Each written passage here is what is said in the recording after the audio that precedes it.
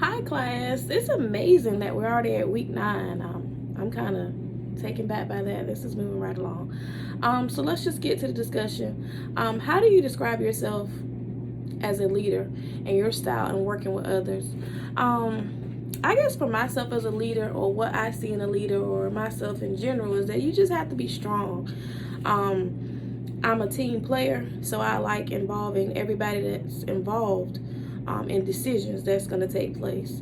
I think that as a leader, I wrote down some little points that you have to hold your team members accountable.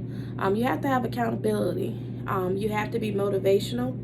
And when you're dealing with different jobs and tasks, it's a learning experience. We're not brought into the world knowing everything, knowing all of what to do. So take those experiences and learn from them.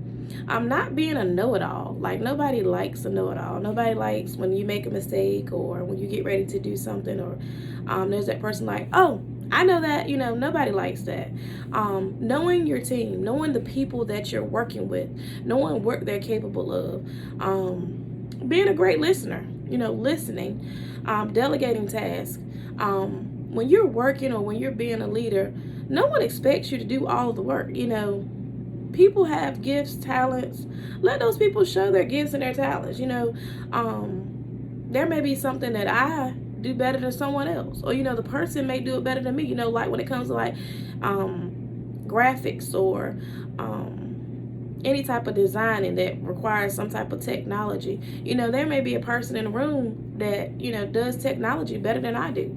So why not allow that person to do those things? Let the people do what they do best.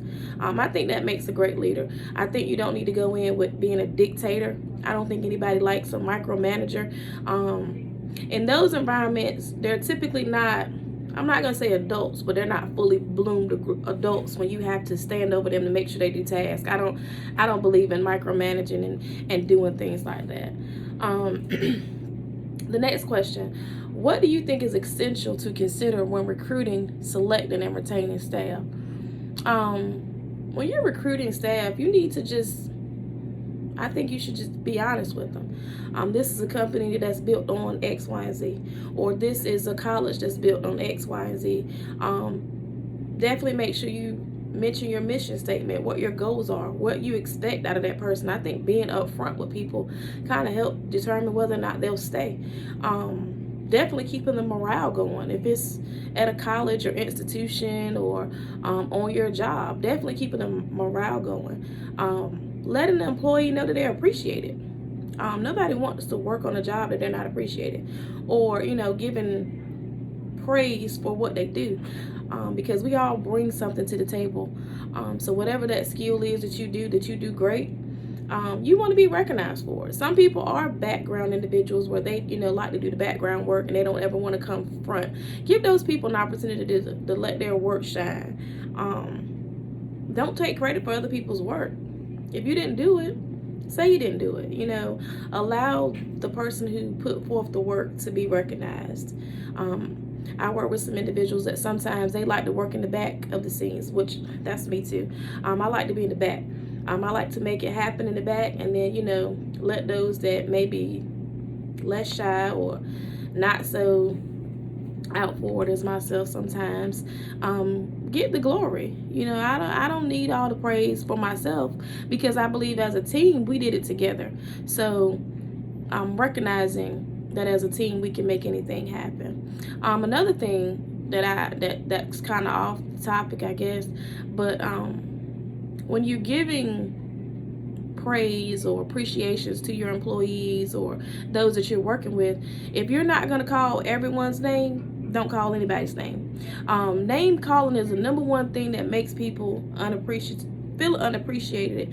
If you go in a meeting and they'll say X, Y, and D did this, this, and this, and this, but it could have been that back scene person that did just as much, and you didn't call their name. So when you're thanking people for a job well done, if you can't write everybody's name down from start to finish, just thank everybody as a whole, because sometimes that offends people.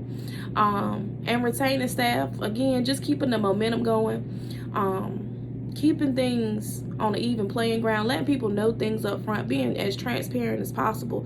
That helps individuals, retain their momentum about whatever it is they're doing. If it's a company, then it lets us know that, you know, this company is genuine. You know, they've been this way for a long period of time. I know if anything were to happen, these are just examples that my company would tell me up front. And then what legal, ethical, and cultural aspects should you consider? I think you should just, when it comes to legal and ethics, you should just do the ethical thing. Definitely making sure you're keeping the laws in all forms and fashions. You know, definitely making sure that you're not underpaying, you're not discriminating against, you're not stereotyping. That everybody, male or female, is given the equal pay, if that be the case, equal compensation. If that person's in leadership, you shouldn't, you know, talk to the lower employee before you talk to the higher. Follow the chain of command. That's basically what I gather from, you know, the legal aspects and the cultural aspects. Don't be aggressive, don't be demanding, and don't be a pushover. You know, don't push people to the point where they just can't function at their jobs. You know, some people work at places where they just can't even function because the people are just horrible, but because, you know, they like what they do or they feel like they can't go anywhere else, then they sometimes tend to stay in those situations. So as a leader, what I leave you guys with is just be the best person that you can be. Being a leader takes a strong-minded individual, and you have to have a team attitude. You can't do everything by yourself. You know, even sometimes we think we can. Nah, I think we should involve team. We should always incorporate teamwork, and give your team appreciation. Don't be that person that's just, you know, I gotta have it right now. Everything is on a right now type basis. I don't think that makes a great leader. I think the person should be should hold their staff member or the person that they're working with accountable. You should also motivate them, teaching those learning experiences, you know, making sure that, you know, if you did it incorrectly this time, then the next time, you know, let's take it a little bit slower, and I'm gonna show you step by step on what to do, because nobody's born, like I said, knowing exactly everything to do. I hope you guys enjoyed my presentation. I'm kind of getting the hang of this video thing. Yeah, so you guys have a good one. Be safe and take care of yourselves. Y'all have a productive rest of the week.